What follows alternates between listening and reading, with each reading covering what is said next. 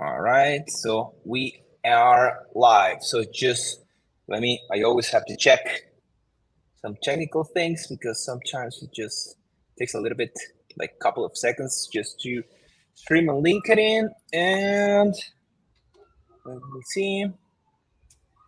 All right, so it's working. So thanks everybody for joining. For people on Mountain or Pacific time, thanks for joining this early in the morning. We have a really cool chat with my dear friend Jessie Santiago. Of course, I'm going to let her to introduce herself, but I'm going to tell you one thing. Every time that I chat with her, either about novelas or whatever, I always learn something new. She's has a lot of experience on legal operations.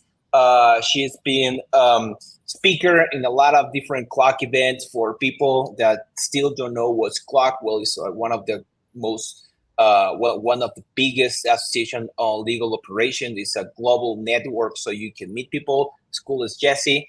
And thanks you a lot, Jessie, for joining us.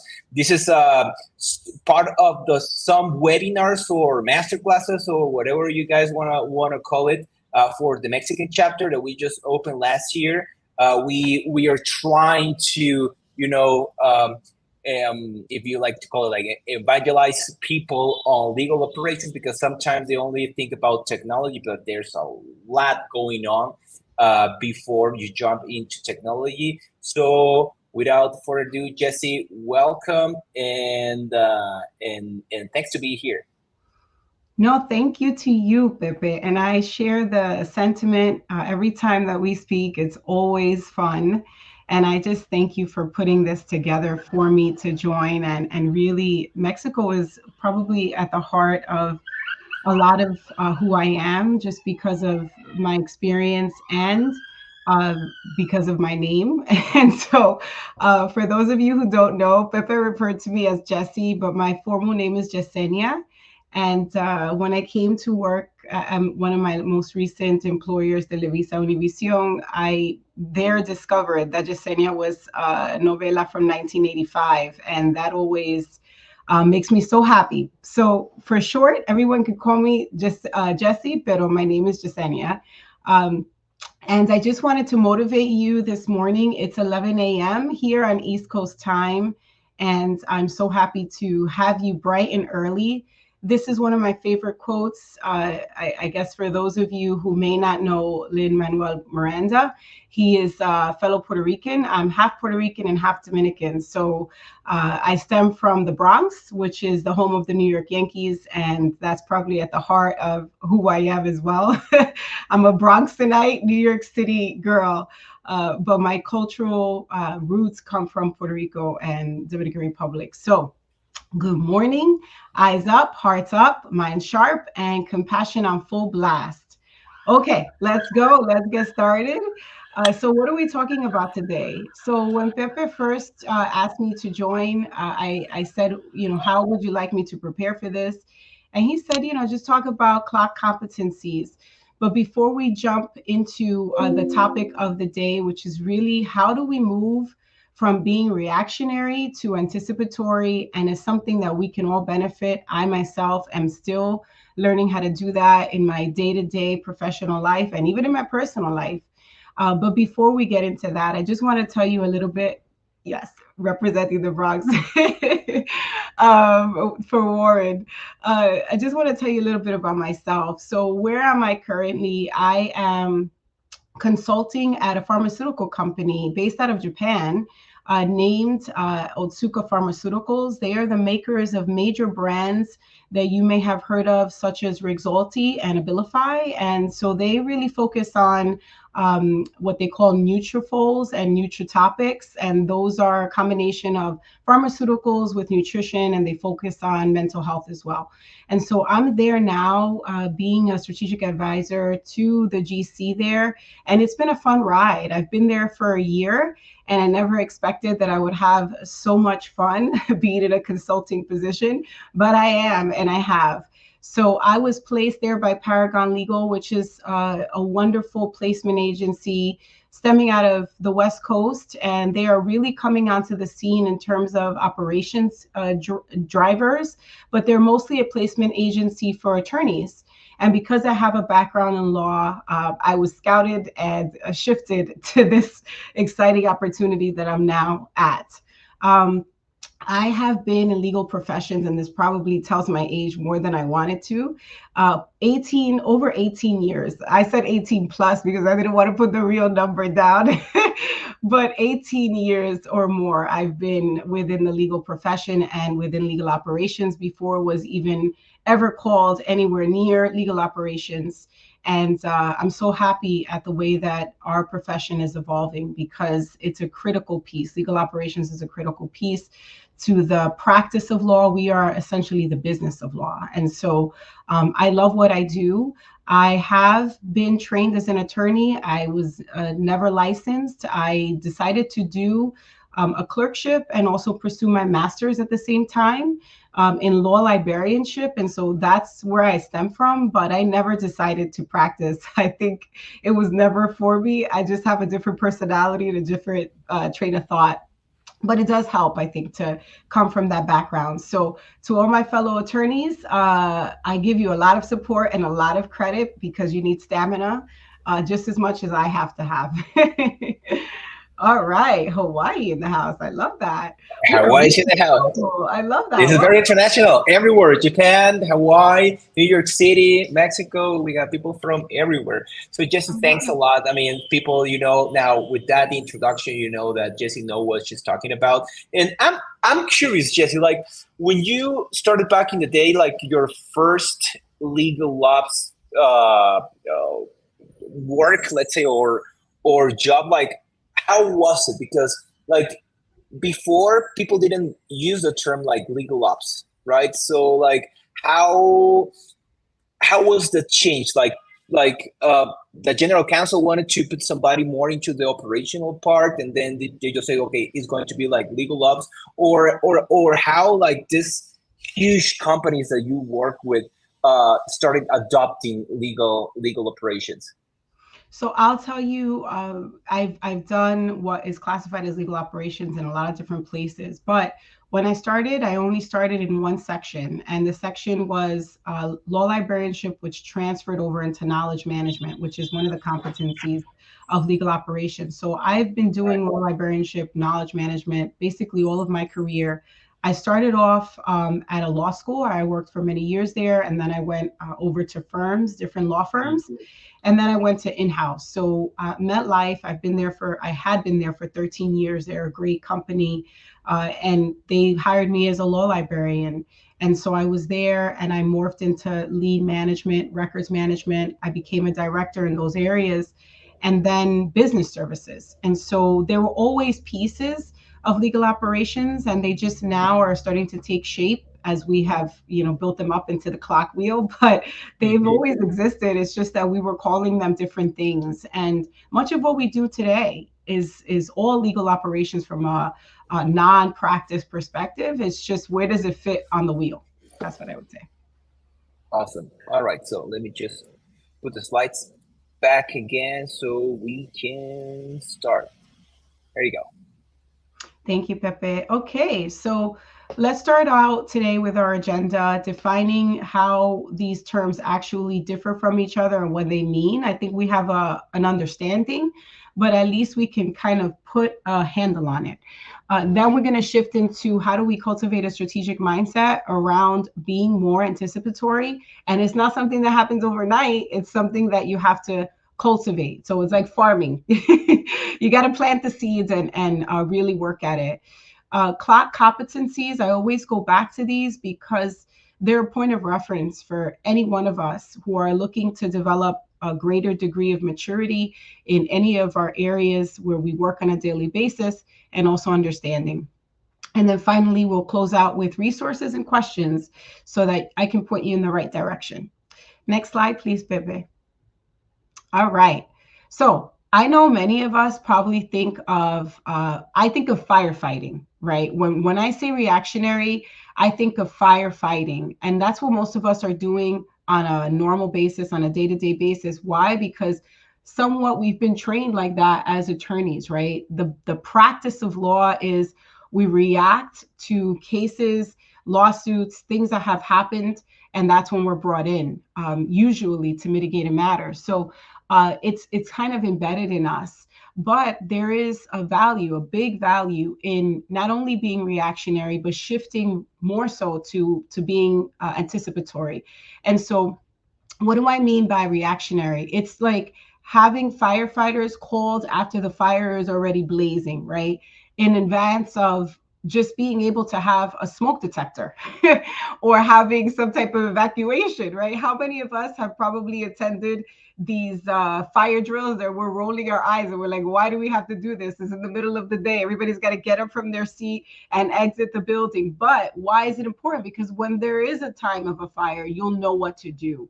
So it's a preparatory, shifting from reacting in the moment to a preparatory mindset. And so reactionary is just what are all the things that come at us, and there's no way to get rid of that, right? Let's just be honest. That's just the normal way that our life mostly functions. We're probably reacting to things that are coming our way. But I want to encourage you today to think about, how do we get ahead of it? How do we get ahead of some of the things that we see? Because a lot of them are patterns that if we really sat and thought about, we could, just kind of say, well, maybe I could put a plan around this. So this is not reacting ad hoc, but more pre-planning. And so, I wanted to make sure that we understand the difference, because when you're being reactionary, you're just, in a mode where you're just coming against whatever has been brought to you. There's no planning. You don't have any foresight about what it may be. You're not basing decisions on anything other than your gut and what you have to do at that moment, which, in some instances, that's what we have to do. But the more that we can get ahead of it is where you want to be. So anticipatory, you're planning for potential things. You're focused on being proactive. You can identify risks. If you made a mistake once, you don't want to make it again. So it's one of those things where you have to practice looking forward and having a vision about whatever the problem is. If it's happened more than twice, it's almost like a shame on us, because we should have something to say, okay, this has happened before. We have a context for it. We have a pretext for it. How do we get ahead of solving for it? This is So, very important, Jesse, because a lot of the times when I talk with, especially with general counsels, and I ask them like, so how does your calendar look like in your organization? And they're like, you know what, like it's really hard for me to have like a schedule because usually I need to put off fires. And in Mexico and probably in Latin America, we have a term which is bomberazo. Bombero means firefighter. So it's like there's always bomberazos. You need to put fire off. And the thing is like they cannot focus on their day-to-day work in their organization because there's always something wrong that they need to work on. And this is very important. So they know how to anticipate those so they can focus on the on how to add value to the company. yeah, and I just want to say, I've been a recipient of that, having served in a chief of staff capacity to Pilar when I was at TelevisaUnivision. There was one time I was having a conversation with a good friend. Her name is Liz Lugones. And we were on the phone and we're talking about one thing. And I just stopped. And she's like, are you there?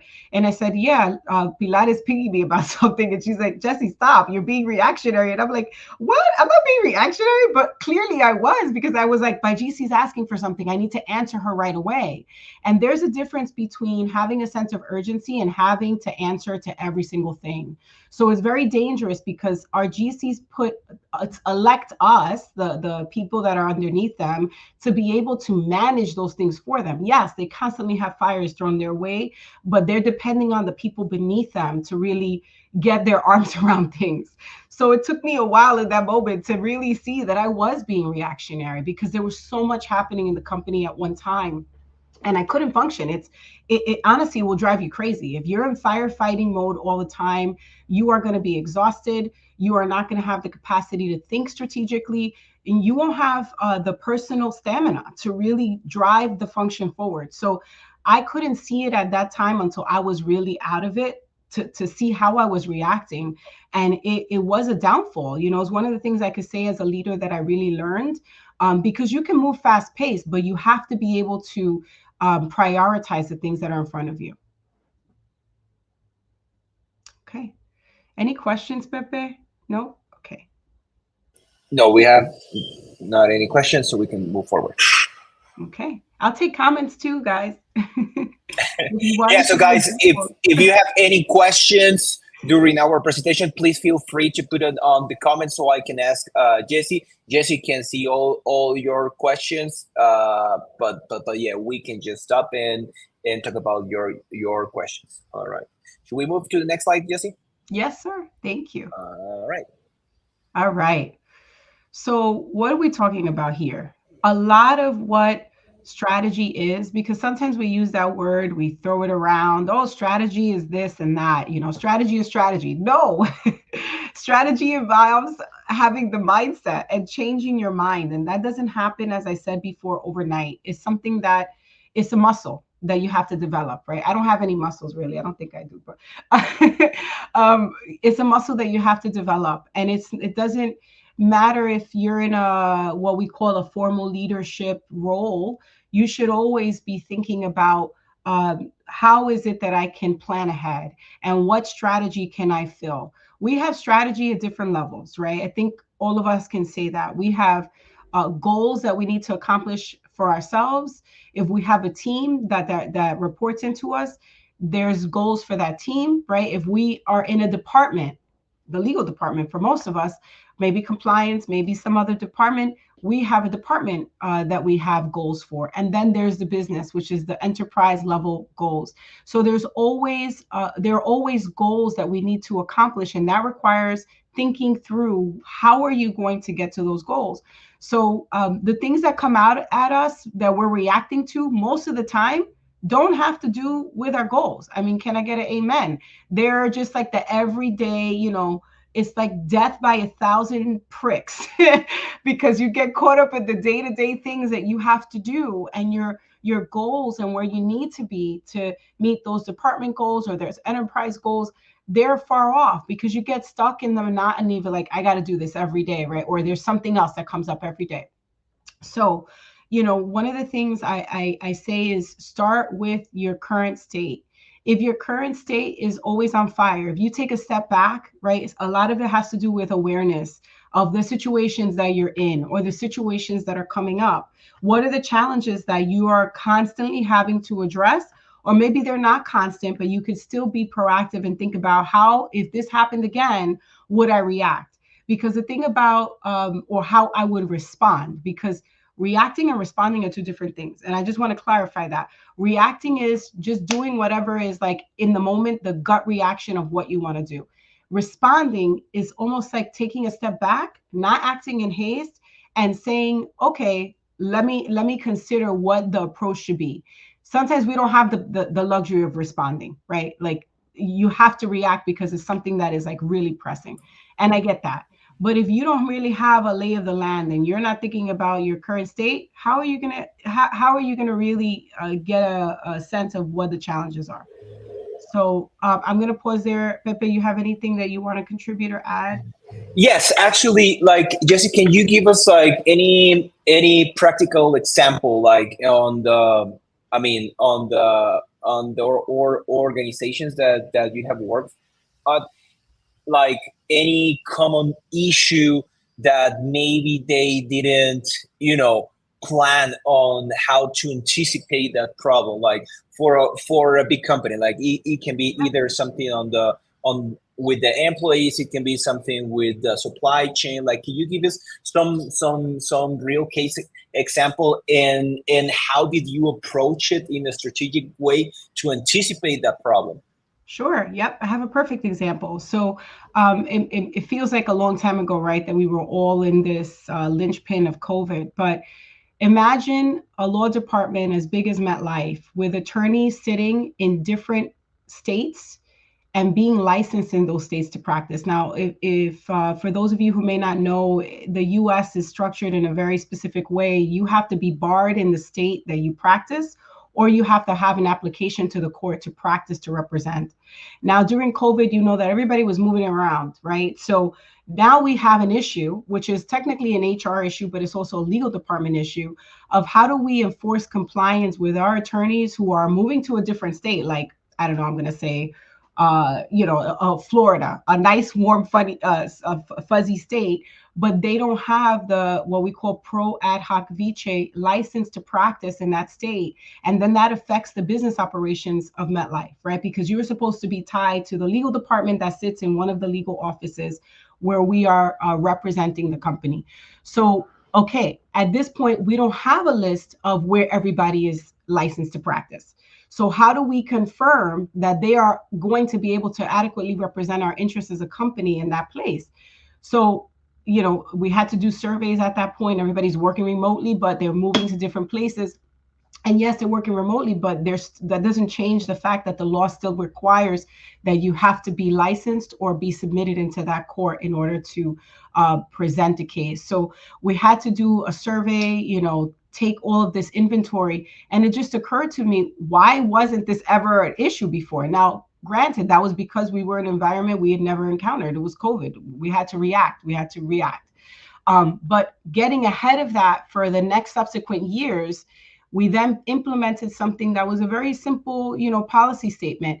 If you have plans of moving and you are not licensed to practice or have registered with the court in that state as pro ad hoc vice counsel, you need to inform us because there are regulatory requirements that you need to meet in order to do that. So that was something that we reacted in the moment because we had no choice.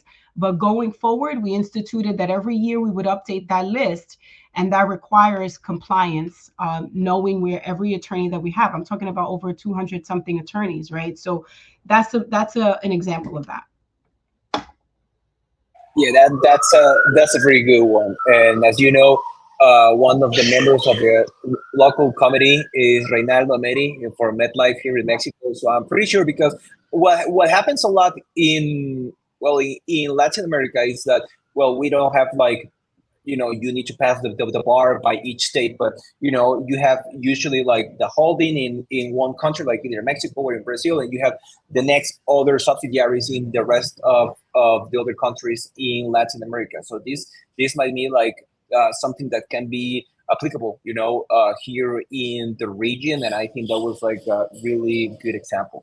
Yeah, and I could actually give you another example as well. I didn't realize even while I was working at MetLife, even though we did have LATAM operations in terms of the region, the complicated structure of document management or the records that are required in Mexico are such that it's like, you need 3 paper copies. I might be making this up or exaggerating, but you need copies of copies to effectuate a contract, and where do you keep them and who is the holder and all of that, which is part of an information governance initiative at MetLife, just to kind of figure out, well, how many records do we have in Mexico, because we're going to have to delete some of them. And then the e-signature piece, while I was at Televisa, that was complicated because there were regulatory restrictions in the country about what is acceptable as a signature. So, those things took time to develop, but we had to come up with a plan of like, well, what do we do here if we have operations in both the US and Mexico? Which one dominates? Those are questions we needed to ask ourselves. So just wanted to give those as examples as well. No, it's a really good one, especially like, so we've worked with implementing CLMs for countries with different subsidiaries in the whole Latin America, and each country has their own requirements, especially when you want to like assign a contract. Not like it's not going to be valid, but just like for compliance purposes, that you need to have like bylaws, the power of attorney, you need tax ID, and each country have like different terminology for all of these documents. So you gotta find a way of how you need to standardize all these processes, because at the end you need to have all these kind of files in order, so you can then if you want to jump to technology, you can have all this information very well organized before having to move everything on the cloud, for example. So so Jessie, and so once you have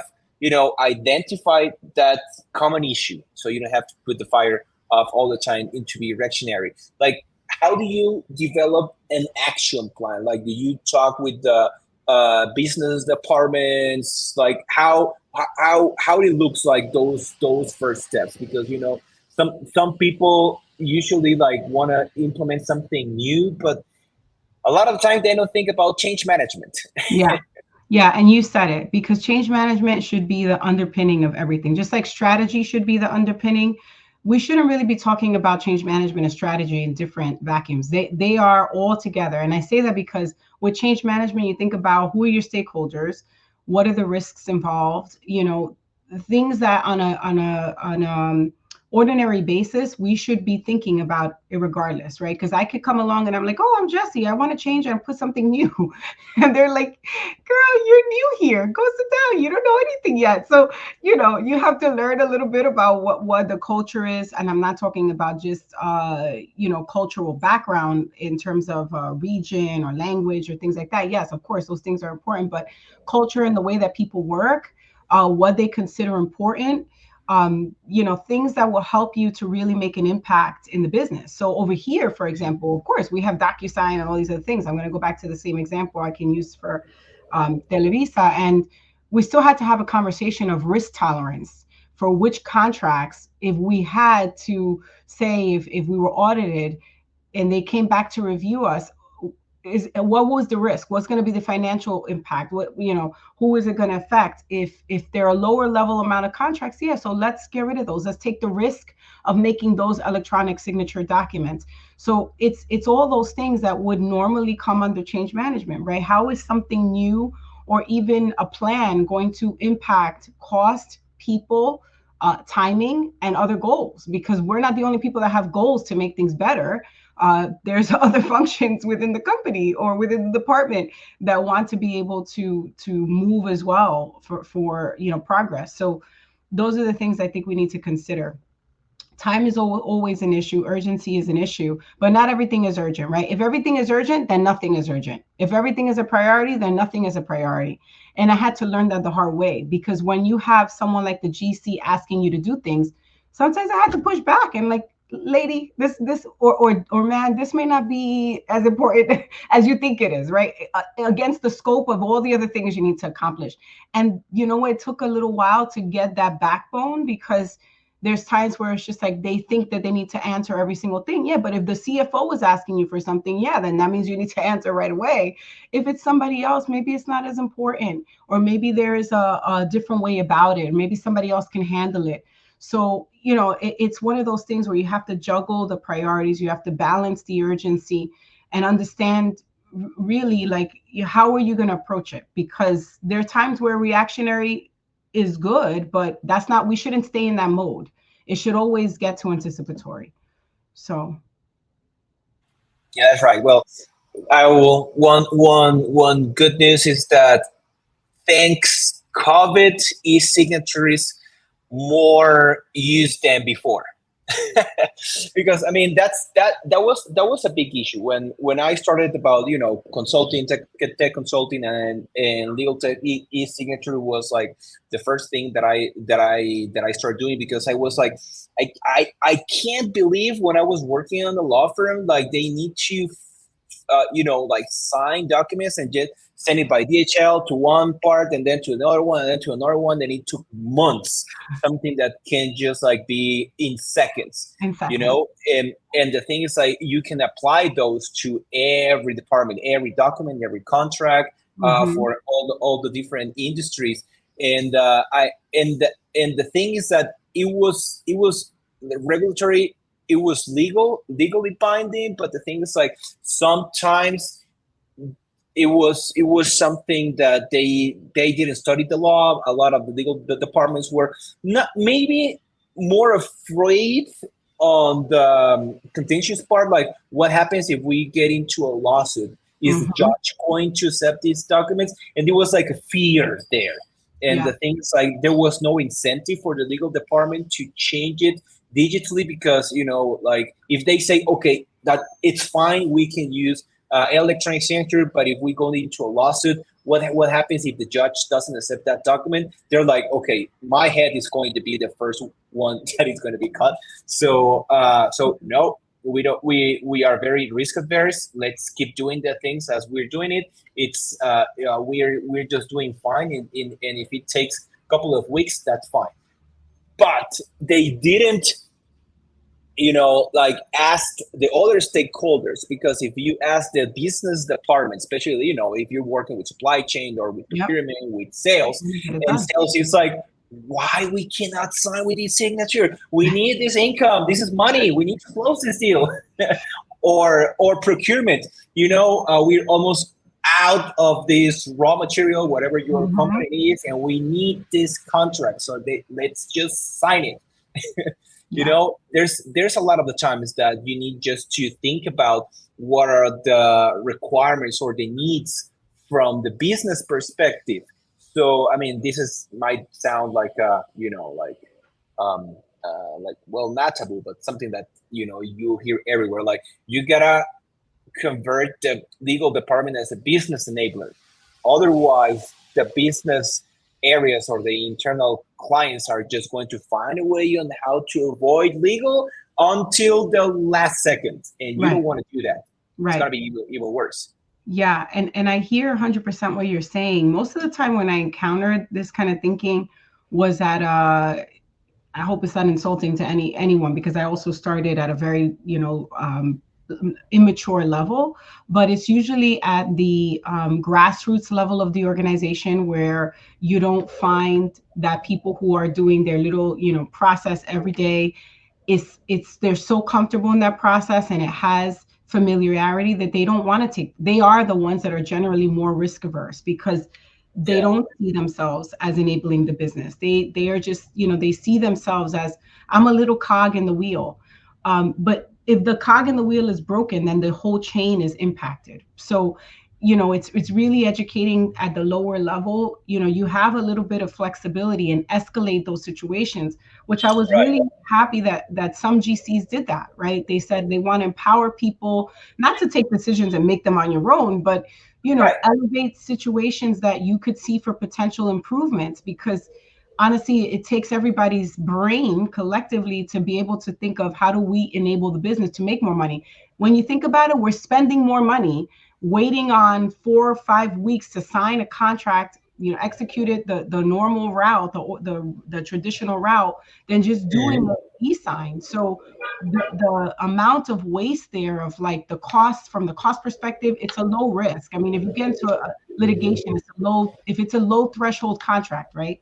How much money is the contract worth? What is it going to do to impact the business? If it's an ordinary contract, you take the chance that, okay, there may be a lawsuit, and maybe the judge is not going to want the document. Come on, like, what are we talking about here? So, thinking about those things. Yeah, exactly. And one of the things that you touched a couple of minutes ago that I like is, like, sometimes you got to take risks, right? And I think one good approach is doing baby steps, right? Maybe you don't want to, if we're keep talking about e-signature, you don't want to sign a multi-million-dollar contract using e-signature. Okay, that's fine. You're talking about $1 million, then like a flight, it's fine, right? But if it's going to be like an NDA, my God. and one of the things, last week we have another chat with another club member here in Mexico, Guillermo Morales. He's the general counsel of the big company here in Monterrey. It's they have a lot of, they have really big company with cleaning products and so on. And one of the things that he told me is, like, we empowered some, especially like supply chain is. Abastecimiento, I don't know what would be the name in English, but let's say supply chain, which is like a one big area inside his company, to become more like self-service for certain threshold of contracts, like NDAs. Like, if you're in procurement and you're going to start just like the negotiation process with a new vendor, it's still not your vendor.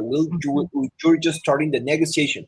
You don't need to go with the legal, hey, can you review these NDAs so we can go back? And what they did is, like, they have a really strict template that it is really easy to, to fill. Right. And then supply chain was able just to send that document using his signature and get it back. So at the end of the year or the quarter, now that we're going to talk about the monitoring progress, one of the progress there is like they saved around 85% of the time for their legal team. And that's a lot. I right? mean, you can turn that into dollars if you figure out how, if you broke down the salaries of those attorneys and said per hour, how much are these attorneys making? You could figure out a dollar value of how much the time that was saved equates to. And most of the time, like we have a group at the current location, it's a paralegal group that strictly handles NDAs. Why do attorneys need to look at NDAs? They don't. They don't. Exactly. They don't. Exactly. You can put a number there. And also, if you think about, so he told us like, well, they also have like chlorium products. And do you remember that back in COVID, you used to put like chlorium everywhere, even in your shoes before you get inside your house. And he told me we just like grow like crazy. When before we had like 100 contracts a month, now we had like 600 contracts a month. Wow. And what happened there is that by having that 85% of time saved, they were able to, work in that 6x times the contracts without increasing the overhead costs. Yeah. And that's a lot, right? So they were able to. Pocket now. Yeah. Exactly. That's all on their pocket. Yeah. That's amazing. It just shows the value of not trying to get ahead of something in a very real life application, which we all touch, whether they're NDAs. For me now, it's clinical disclosure agreements. At the pharmaceutical industry, may change from industry to industry, but we all understand that there's a lower complexity, low level risk of contracts that really we could push down for others that have the skill sets to kind of just review and funnel and use technology to automate these things. So that's a perfect example. All right. Yeah. I didn't develop a roadmap until 6 months in. I should have developed one before that, but everything was moving so fast. And I don't want to use this as an excuse, but the two companies, TelevisaUnivision, they were merging certain parts of their business. And I wanted to make sure that I was just, again, reacting to what was the priorities for the GC. But as soon as you can, even if you're in a new position, a new role, and if you're not especially, have a roadmap. And it doesn't have to be anything complicated. I wish I could have showed you what I created, but it's very simple. It just says the quarters, the years, here are the tech, initiatives that we want to work on, and here are the process initiatives. So everybody's clear on these are the things that we're going to focus on. And if you need to move them around, just very simple, like line items across a visual board that the GC would then replicate with the CFO, with compliance, whoever it was that were the cross-functional stakeholders or sponsors of an initiative, just to say, here, this is what we're looking for. Then you can see, hey, we're not going to make it in that time because compliance has something else going on and they need to focus on that, right? So then that helps you adjust to, I have to be, they're anticipating their own issues they have to work on, and I have to be responsive to that. And so you maneuver the roadmap according to the stakeholders that are around you. Project planning is it's been for a couple of years, but very big discussion over here in the States about how is it that you actually do this. We're teaching attorneys how to do this, really thinking through the details of a step. Attorneys are very sharp with knowing legal processes, right? In terms of reacting to a case, because by law, you have certain things, right? You file a complaint, there's an answer, there's a notice to appear, there's a procedural legal things that you have to do, actions that you have to take. But from an initiative that's not legal focused, meaning in the practice of law, was more operational, we should still have the mindset to develop project details, because that's going to help us really see, do we need this detail? Do we not? There's a lot of times where we stay stuck on things that, areas we don't need to focus on because it's really not going to give you much success. Focus on the milestones, focus on developing the details under those milestones that are necessary to get the the job accomplished. Prior GC used to always say, I don't want to talk about what your status is. I want to talk about what you accomplished, because I'm execution driven. And I got that. It just doesn't make sense. She doesn't care about progress. She wants to care about what did you accomplish for this milestone. And it helped me to reframe my thinking in that respect. Again, I said partner with cross-functional areas. We have a lot of dependencies in other areas: IT, compliance, HR, risk management, audit. We have a lot of different areas that we have to partner with. So it's not all about us. And we have to remember that as we're going through our action plan. And that's something that might sound a little bit surprising to a lot of the legal teams. It is like when you work with somebody on legal operations, they don't necessarily need to be a lawyer, especially because they think about the operations as a process or systems. A lot of the times they're engineers, or they're like people that have nothing to do with the legal part of the work, but they have like this different kind of mindset. And I think that, I don't know, I mean, there's a lot of discussion like in the academy or in a lot of different forums about, like, especially when you're talking about tech, right? Like, should a lawyer learn how to write code? And I'm like, I would better use that time to learn about project management, because you don't need to be, learn how to code in Java or Python or whatever. It's better that there's people that know that it takes a lot of time. I mean, if you like it, do it, right? But if you're thinking about on the operation of your team, it's better to think about and have all those processes, just do a diagram. So it's better for you to train the people inside your team to, to show your internal customers. If you want to show the CFO how are you progressing in a certain project, that's a different approach. So about project planning, I think that's like one skill that lawyers must have, especially right now, in order to become like a business enabler. Yeah.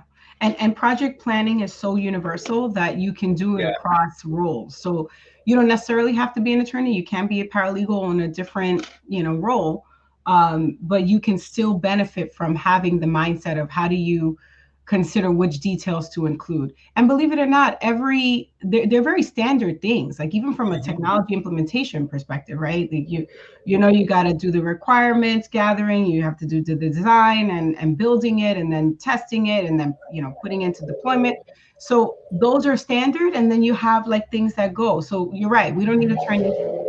More power to them if they want to, but that's honestly, in my opinion, I don't know how fruitful it's going to be, because you have this level of education and level of commitment that you've already made to this area where you don't need that.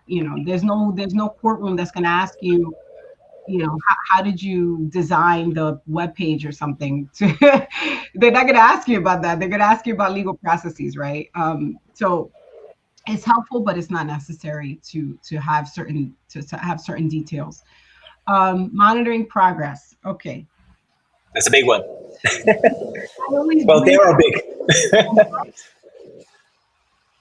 They're all big, but monitoring progress it's a big one, I think, and especially when you're thinking about metrics, like Jessie, like a lot of the times when I talk with general counsels or legal teams in specific, when you talk about metrics,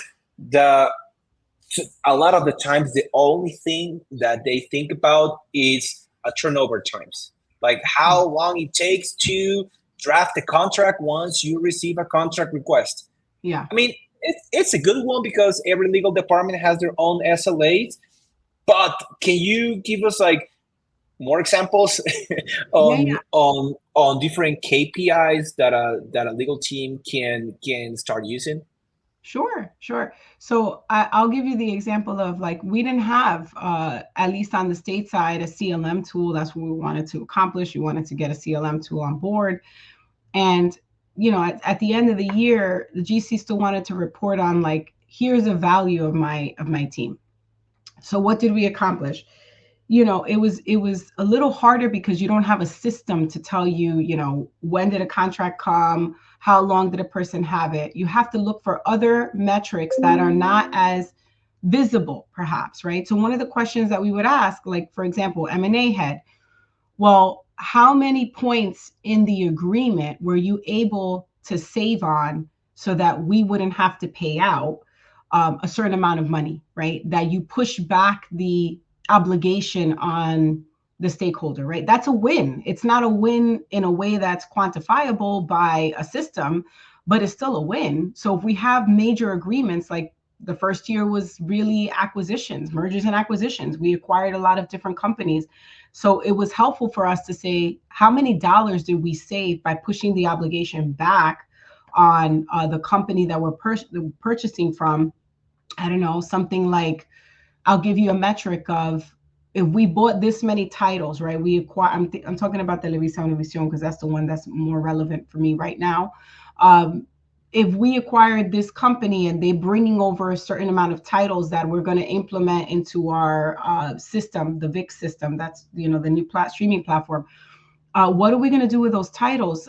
How do we account for finding them? And that's man hours that we would have wasted trying to figure that out. But we push the burden back on the company that we're purchasing. Hey, transfer us what information you really have that pertains to those titles, all the metadata, the ways in to search them, all the qualifying attachments that go with those titles, not just the number of titles, but that is something that's a metric. How many hours did we save doing that? There was still work that we needed to do internally as a team, but still, that's a metric, and it doesn't land in a quantifiable place. Over time, like what it was in the first month when we first acquired that company, let's just say, to the third month, we were able to see a difference in how easy we were able to upload some of those titles into our big streaming platform, because we had the information already. We knew what to look for, but it was less work on us. That's a win. That's a win for our department. We don't have to dedicate resources. We don't have to get more people. So that's one example that I can think off the top of my head, where it's not a metric that you're like tracking, but you could see the difference. Month 1, month 3, how much time are we devoting to this? How many titles did we get in there? How easy was it for us to upload the title, accessing it, all that stuff? Those are metrics that you could see in different ways. So, and we were able to see that through the streaming platform itself. But, look to where you have metrics already that are being populated. I would say usage statistics, data around your audience. If it's client based, how many times they're touching something, using something, viewing something, working in a document, downloading it. Those are metrics that you can use, whether they apply to contracts or memberships or other things that we touch within the legal department. Cost savings. How much money did you save if you had to renegotiate, I don't know, an agreement, right? If you're coming up on renewal, but you can use even usage to say, hey, our customers didn't use this. We're going to change to a different platform. That platform may be cheaper. We're going to diminish what we're using in the platform. Maybe we may increase it, but it has more of a value for us. I'll give you something like we use this platform called PLI here for keeping track of continuing legal education, because that's what we have to do on the state side for every attorney. And so PLI tells you what the usage is. How many of your people in your company are looking at labor and employment resources versus whatever AI. Everybody's looking at AI right now. So we can use that to say, maybe we beef up our training in AI with some of our firms to then come in and give us training instead of just relying on PLI. That gives us some metrics about how we can educate our attorney population or our staff. So there's different ways to use metrics, and I think it's just a point of thinking about them, because a lot of us have information we're not using to make decisions. It should be that we make decisions based on the information that we have at our disposal. So that's the point around the metrics. And then you have a compliance and regulatory adherence. That should have probably been the first bullet there, because honestly, we all have to comply with if it's regulatory or compliance standards. And so, I didn't do this particularly. It was an exercise that the head of compliance did. But there was the first time I had a hand in putting together a risk matrix which honestly is a very difficult thing to do, considering all the parts of the business and then establishing the legal risk, compliance risk, regulatory risk. It is a very big exercise, and it was, I want to say it was fun, but it was very eye-opening for me to be part of that discussion. And honestly, wherever we can, we should be thinking about how are we as department considering compliance and regulatory adherence. So, Right, and especially with highly regulated companies such as biopharma, biotech, public companies like, of course, TelevisaUnivision, they have a lot of regulation because it's TMT, So, and a lot of the times, there's a lot of details that if you don't have a process in place, you can miss, especially like Sunshine Act for having tracking every penny you're paying for healthcare providers. Just to give an example for biopharma. And if you don't, comply with those compliance regulations, you'll it's very likely that you will receive a fine. And I think like one way on how to approach this is, I mean, if companies have paid fines in years before, like how much money can you save from those fines by having a process and having all that information so you can be compliant with those regulations. So I think that's a very big part. That's a great example, because when I worked within financial services, we don't want to wait till we're audited, because a lot of the time it's a lot of money. And even the audit process, you would have to have auditors come in, sometimes sit at a computer, evaluate files. All of that takes away from what you're paying your people to do on a normal day-to-day basis, because now they have to shift their energy to providing documentation evidence to an auditor. So from that perspective, a cost perspective, how you use your resources, it's like you want to avoid all of that. And you want to avoid the fine. You don't want to wait for the fine to come and then you react or then you respond. So a lot of what I'm saying is because I learned it and honed that muscle also in that environment, because we want to get ahead of anything that could be released in the market that would, invite an audit or invite a potential fine for the company.